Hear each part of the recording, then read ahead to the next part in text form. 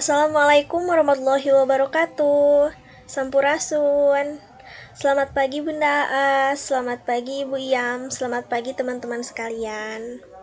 Di kesempatan pagi yang indah ini, izinkan saya dan teman kelompok saya untuk melakukan presentasi mengenai profil tenaga keguruan. Untuk itu, sebelumnya perkenalkan anggota kelompok saya, yaitu ada saya sendiri, Sipa Dwina Rahma dengan nomor NPM 205060086. Yang kedua ada Hijrianti Fauzia dengan nomor NPM 205060107. Dan yang ketiga ada Prisciliani Danazifah dengan nomor NPM 205060117. Untuk mengefisienkan waktu, saya persilahkan kepada pemateri ke-1 untuk menyampaikan materi yang ingin disampaikan. Terima kasih kepada moderator. Untuk pemateri pertama akan dijelaskan oleh saya. Hijrianti Fauziah dengan NPM 205060107. Apa itu guru atau pendidik? Ada yang tahu tidak teman-teman? Nah, sekarang saya akan menjelaskan.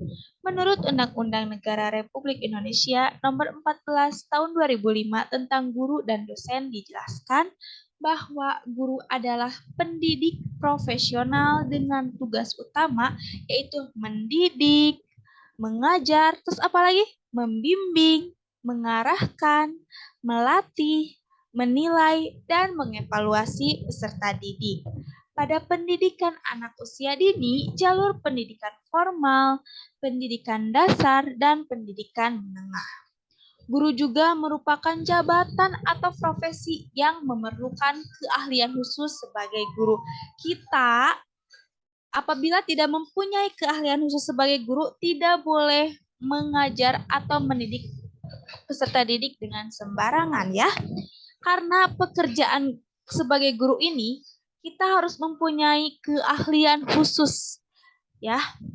Keahlian khusus sebagai guru supaya kita bisa mengajar atau mendidik peserta didik dengan baik sesuai dengan keahlian kita ya.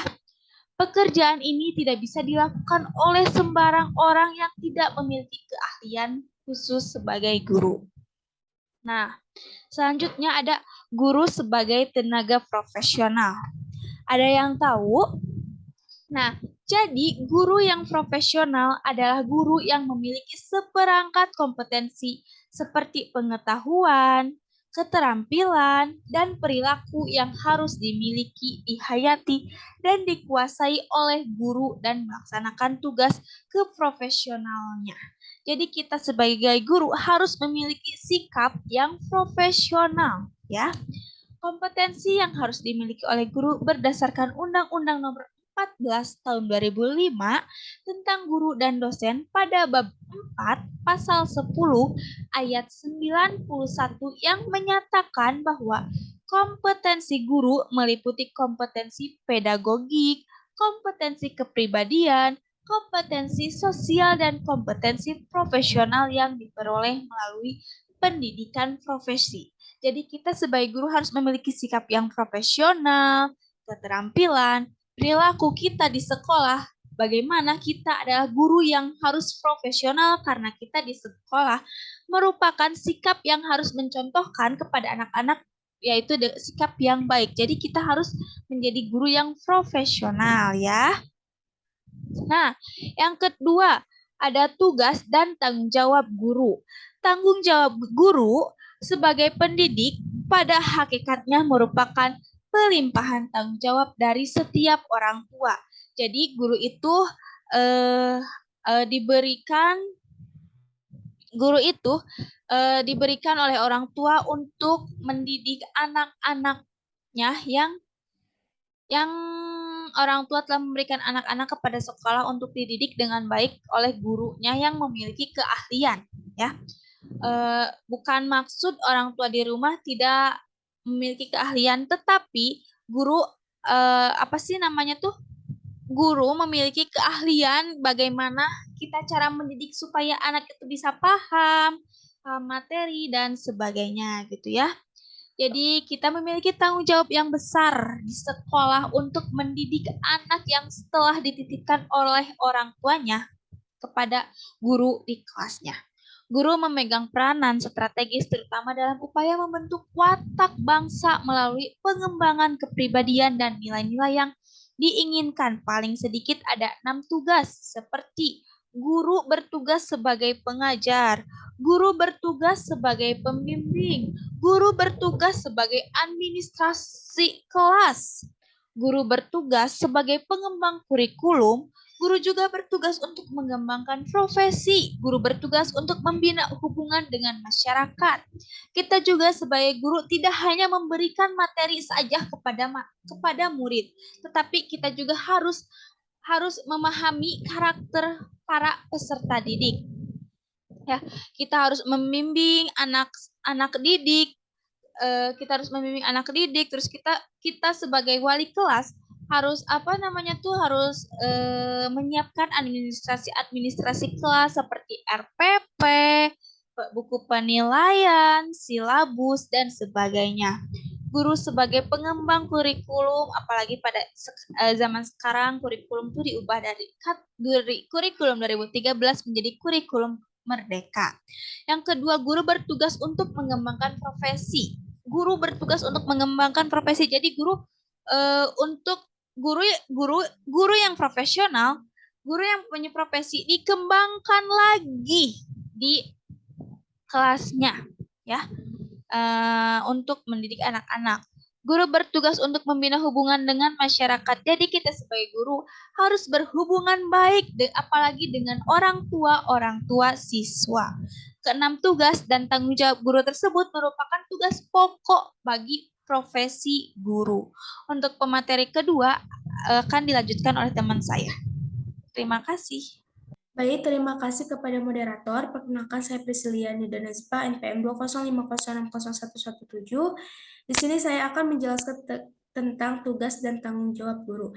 Di samping memiliki tugas utama sebagai pendidik, pengajar, pembimbing, dan pelatih, maka tugas utama guru menurut Dekdikbud 1984 halaman 7 yaitu tugas profesional, yaitu mendidik dalam rangka menyumbangkan kepribadian, mengajar dalam rangka menyeimbangkan kemampuan berpikir, kecerdasan, dan melatih dalam rangka membina keterampilan. Yang kedua, tugas manusiawi, yaitu membina anak didik dalam rangka meningkatkan dan mengembangkan martabat diri sendiri, kemampuan manusia yang optimal, serta pribadi yang mandiri. Yang ketiga, tugas kemasyarakatan, yaitu dalam rangka mengembangkan terbentuknya masyarakat Indonesia yang berdasarkan Pancasila dan Undang-Undang Dasar 1945.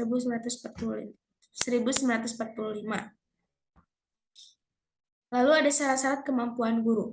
Tugas utama guru adalah mendidik, mengajar, membimbing, dan melatih. Dalam kaitannya, sebagai pembelajar atau orang yang membelajarkan, calon guru dituntut untuk mampu melaksanakan pembelajaran secara efektif dan efisien.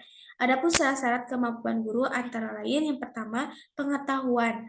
Di bidang tertentu, terutama di bidang keguruan dan pendidikan, baik yang bersifat umum maupun yang bersifat khusus. Yang kedua ada keterampilan atau skill di bidang keguruan sehingga mampu memimpin atau menguasai kelas secara efektif. Yang ketiga kemampuan menilai atau mengevaluasi sehingga guru mampu menilai atau mengevaluasi sejauh mana materi pembelajaran telah disampaikan dan sejauh mana siswa mampu menguasai materi pembelajaran itu. Nah, syarat-syarat kemampuan dasar mengajar guru untuk mencapai kriteria ukuran keberhasilan mengajar meliputi beberapa persyaratan antara lain. Yang pertama itu ada persyaratan fisik. Persyaratan fisik yaitu kesehatan jasmani yang artinya seorang guru harus berbadan sehat dan tidak memiliki penyakit menular yang membahayakan. Yang kedua itu ada persyaratan psikis, yaitu sehat rohani yang artinya tidak mengalami gangguan jiwa. Yang ketiga ada persyaratan mental. Persyaratan mental yaitu memiliki sikap mental yang baik terhadap profesi kependidikan, pengabdian, serta memiliki dedikasi yang tinggi pada tugas dan jabatannya. Lalu yang keempat ada persyaratan moral. Persyaratan moral yaitu memiliki budi pekerti yang luhur dan memiliki sikap susila yang tinggi. Lalu yang terakhir nomor 5 yaitu persyaratan intelektual.